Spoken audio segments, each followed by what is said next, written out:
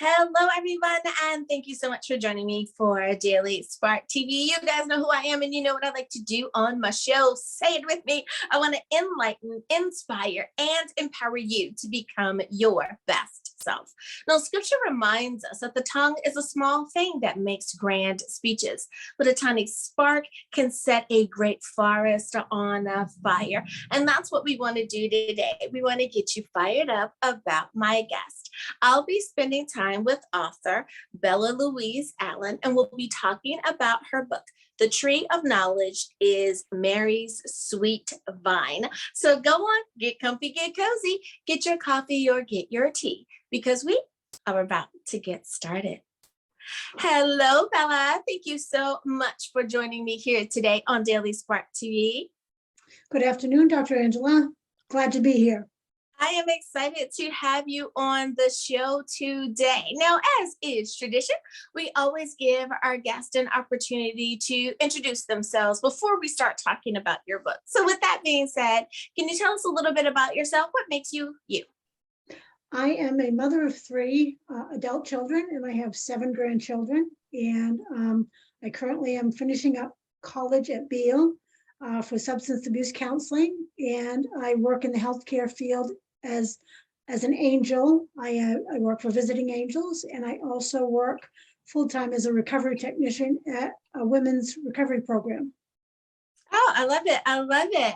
Now, being an author, is that something that you've always wanted to do, or did you find that this was simply one of the best ways to get your message out there? I wrote in I journaled in high school, and that kind of sparked the fire back then. And I stepped away from it for many years, and Jesus called me and asked me to record some of my story and some of the visions that he was sharing with me. Now, the title of your book, The Tree of Knowledge is Mary's Sweet Vine. That is a curious title. Now, I'm the type of person that if I see a book, if we're out and about at one of the local bookstores, if I see a title that's interesting, I take the time to take that book off the shelf, read the back, and even thumb through a few of the pages. Why was that title the proper title for this work? This is the book 18 out of the 40 some odd books that I've written, and Mother Mary chooses women throughout history to record some of the messages and the love that Jesus has for all of his children. And this title fits because when we sit in meditation, we sit in prayer, Jesus is there, Mother Mary is there, the angels are listening, and the Tree of Knowledge is Mary's Sweet Vine, as I am one of the women on her vine. As you are. There are many other women, St. Catherine of Siena, St. Gertrude, St. Faustina. These are some of the lessons that Jesus has brought to me. He's been bringing me history so that we can understand where we're at today. So Mother Mary is a big role player in this book because she highlights throughout the book that my journey is very much, when I said yes to Jesus, it was very much like her yes to God to bring the Messiah into the world. So this book for me is very special because of her letting me know that she was present with Jesus, trying to teach me. Yeah. Oh, when you said that, that really resonated with me because I do understand someone might be going, as important as Mary, what? But I understand what you mean in that we all have been given a directive. We've all been given a job or a purpose to do in this lifetime. And God gave it to us because we are the most capable to do that particular thing at that particular time, that particular way. And, because there are thousands of authors in the world, millions of authors in the world, there's millions of talk shows in the world, but each one of us has been given a particular something. And look at what God has done today. He's put the two of us together. So you are so right there. I love that explanation. Now, I try to always ask this question so that we can understand age range. Is your book appropriate for someone as young as high school? So that would be about 14 to 18. Or would you say college age and older is more appropriate? Do you need more life experience to be able to follow along? This one has a lot of theology within the pages of it, and it's teaching us deep history as to why we're actually in the places that we are right now. So I think the high school is a little bit too young, so college and above would definitely be a better fit for this book. Mhm, mhm.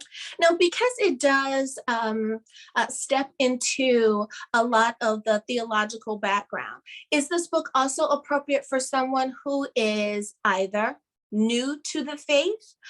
Is it appropriate for someone who simply just has a curiosity in Christianity? Perhaps they're not a Christian, but they're curious about Christianity. Or would you say that it's most appropriate for someone who is a mature Christian? They've been a Christian for quite some time and they have a really good understanding of the foundation. Or does that matter at all?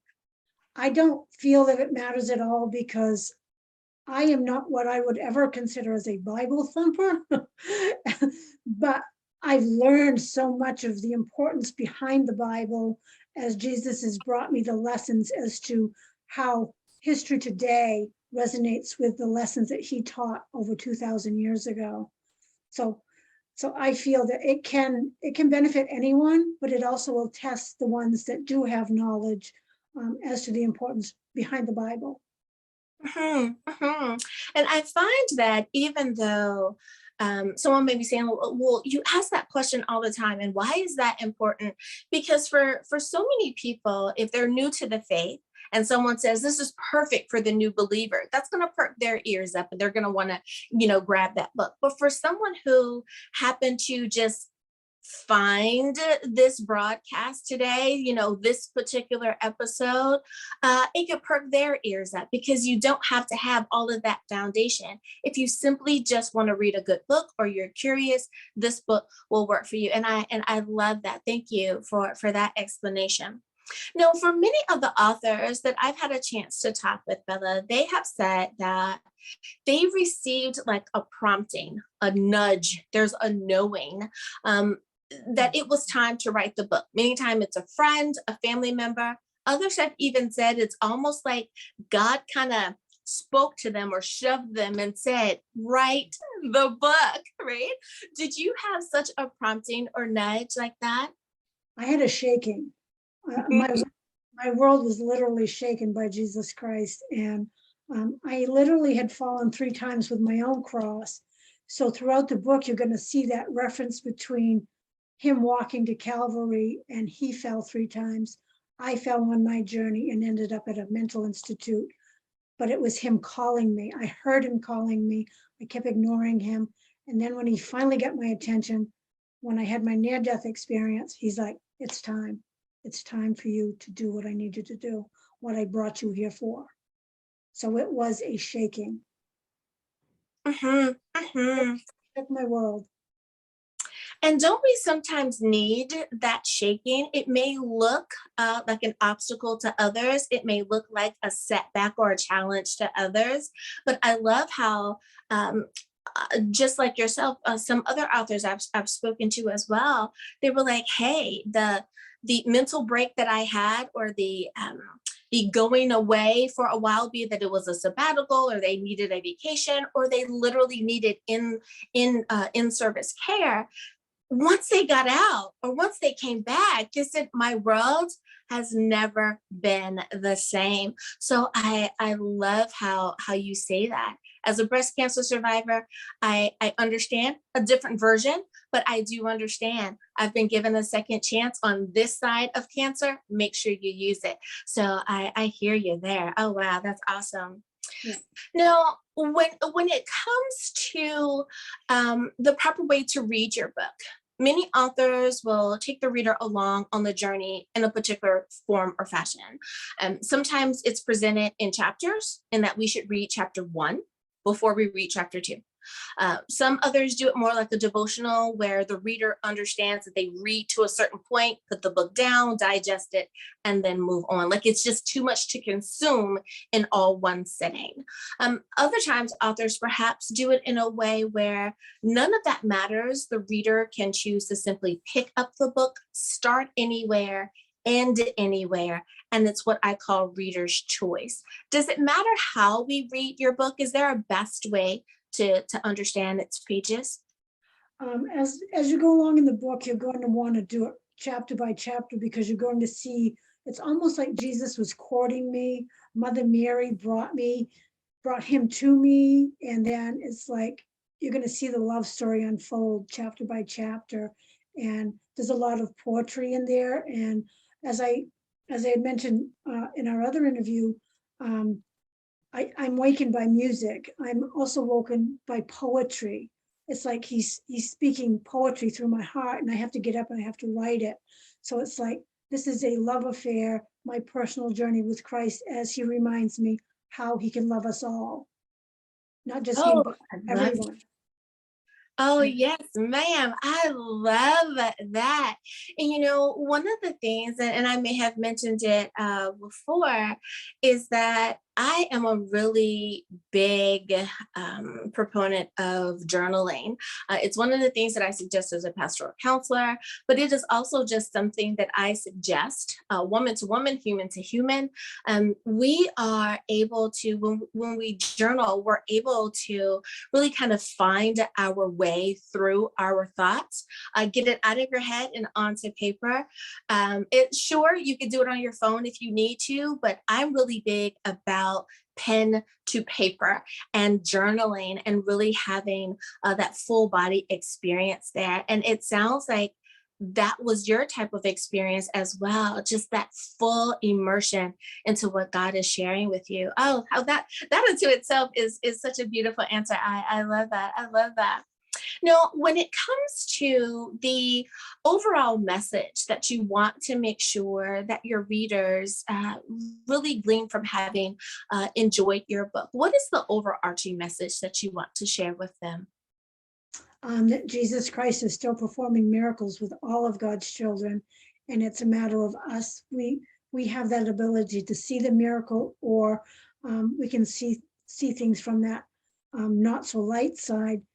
But his overall message is he's still making miracles happen. The ocean of mercy is being opened up to all of us if we allow it to come in. His mercies are there. Absolutely, absolutely. And I think that so many times people are looking for what I call a movie miracle, where it has to be, fireworks, and it has to be, explosions and all of those types of things. But we get miracles every day. Every time a baby is born, there's a miracle. Every time we have one of those experiences, that is our own little personal miracle. That we shouldn't just only look for the spectacular, but learn to appreciate and understand that everyday miracles are happening to people, and they're changing people's lives. Yes. So I love that. Thank you for that reminder. Now, when you were in the process of writing, did you find that there was any particular chapter that was easier to write than another? Like it really reminded you of a happy moment that perhaps you shared with God? When Mother Mary shares with me the miracle that Jesus performed, after my near-death experience, I didn't recognize it as a miracle until Mary brought it to me that this is his hands. His hands were in your life, and he did save you. He scooped you up. He said, "No, not Julie. I'm not going to let you go yet." I was all by myself when this crossing over experience happened. My family was home and sleeping, but I was allowed to know by Mother Mary that I was surrounded by angels, and Jesus Christ was holding me. He was holding me in his arms. So Oh, yeah. Oh wow, such a moment. And we need to remind people of those moments that God is ever present when we call out to him. Oh wow. Well, it is time for us to go to a break, but I definitely want to continue this conversation with you. Before we go though, can you remind everyone what is the title of your book? Where can we get a copy? And of course, if someone wants to reach out to you, what's the best way to do that? The book is called The Tree of Knowledge is Mary Sweet Vine, and you can find it on Amazon. And I do have a not a web page, but a Facebook page titled The Tree of Knowledge is Mary Sweet Vine, or you can message me through julieyoung57@yahoo.com. If anyone would like a book, I can, make sure that they get a signed copy if they're interested. Absolutely. Alrighty, viewers. Now you know where you can get a copy of the book. We'll be back right after this.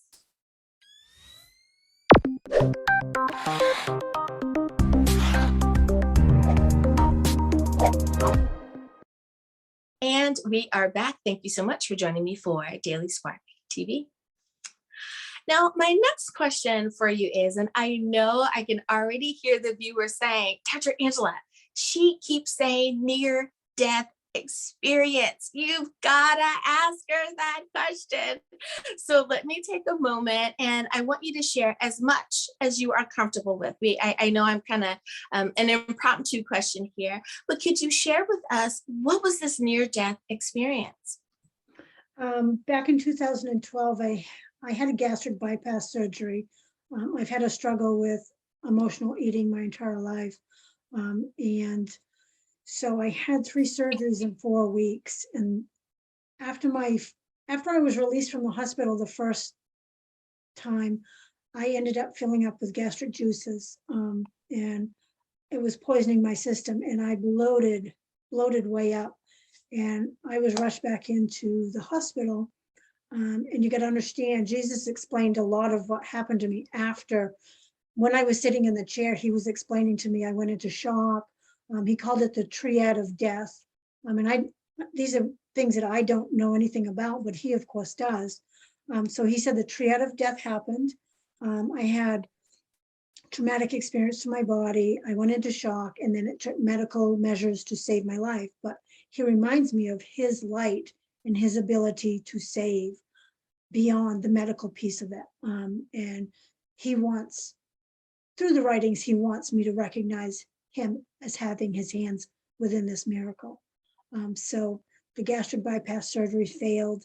I did end up going into shock. I went down. Father Pollinary had come in and done the blessing of the sick. And the last words I heard was, we need a bolus stat. Didn't know what a bolus was. That's a flush of fluid.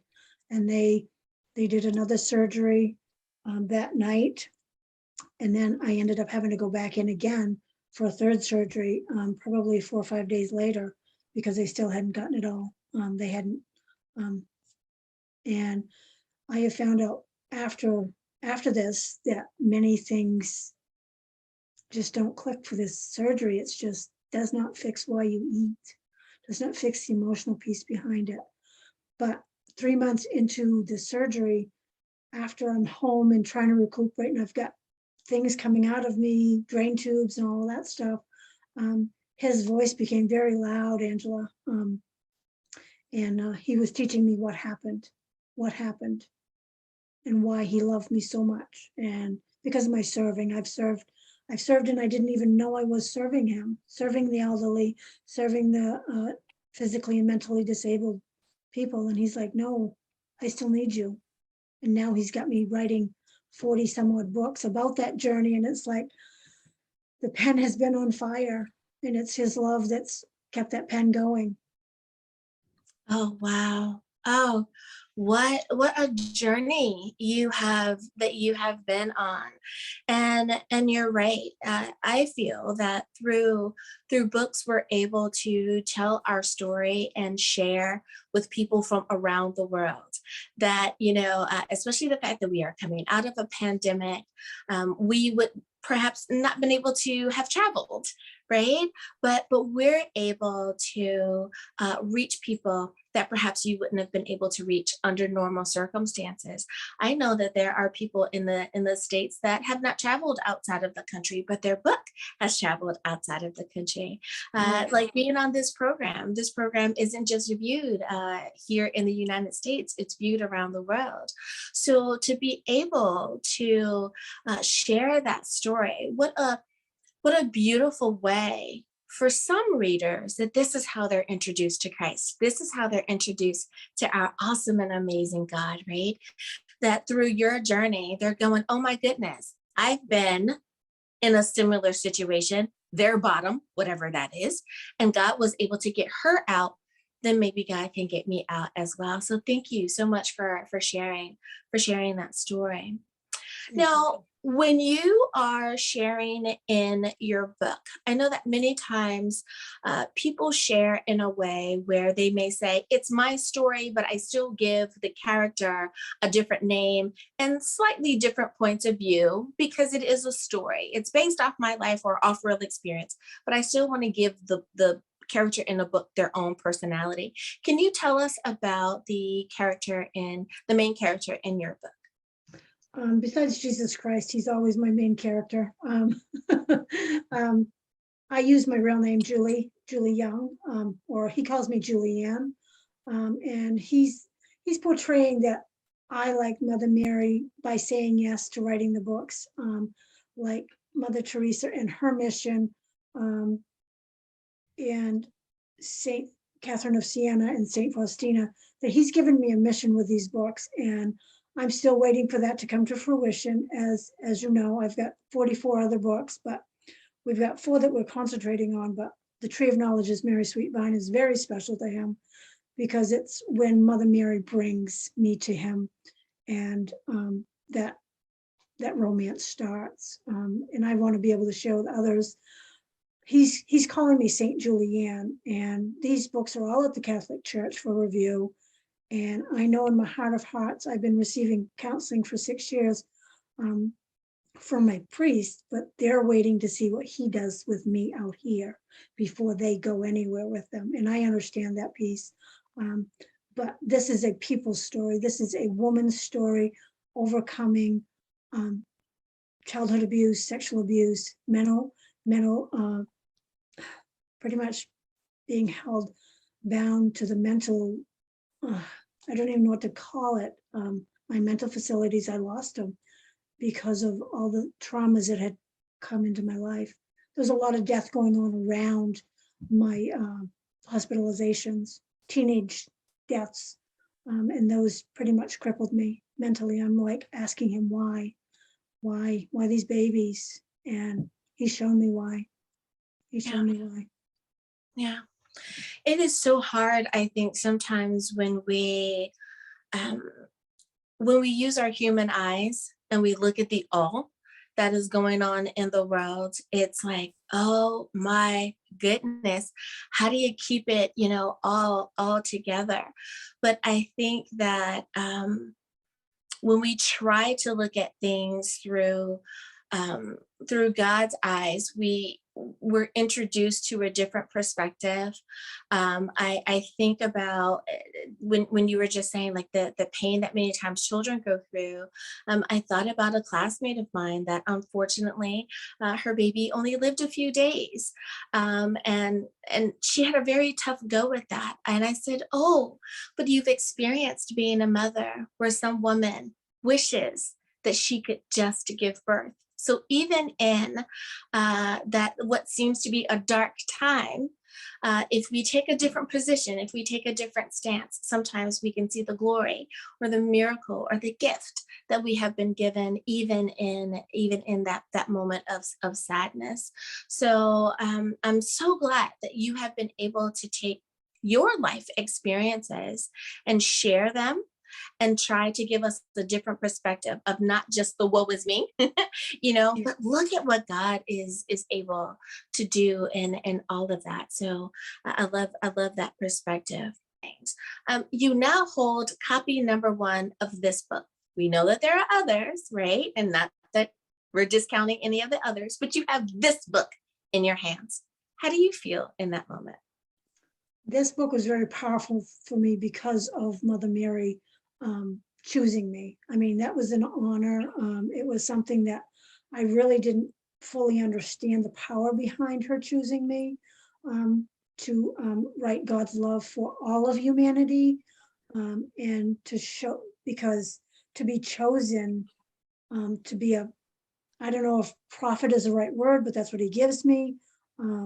I just feel like I'm a dedicated kid when, because he chooses us, the ones that are like lighthearted and can handle, even the bad stuff that was coming in. You have to have a real bright outlook on life, and he was the one that kept that up for me. But how did I feel? I felt blessed and honored that it was, because she's on the front of the book, and she's got the spear and the top of the head of the snake, and it's like, whoa, that's a powerful, powerful picture to see that she's got the devil right where she needs him, and don't let him in, because Jesus Christ has got the rest of it. Absolutely. Oh, I love, love, love that. As you were talking, it just made me think about when we, and you said you're not sure if prophetess is the right word.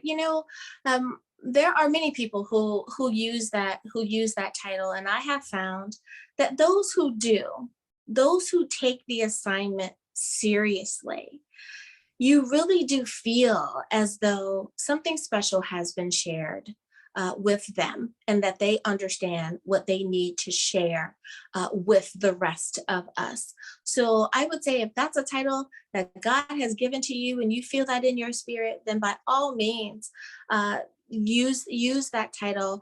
It will, for some people, that might be the thing that helps them hear the message that you have to share with them, because they've been looking for that type of answer, that confirmation, or that authority that has been given to you.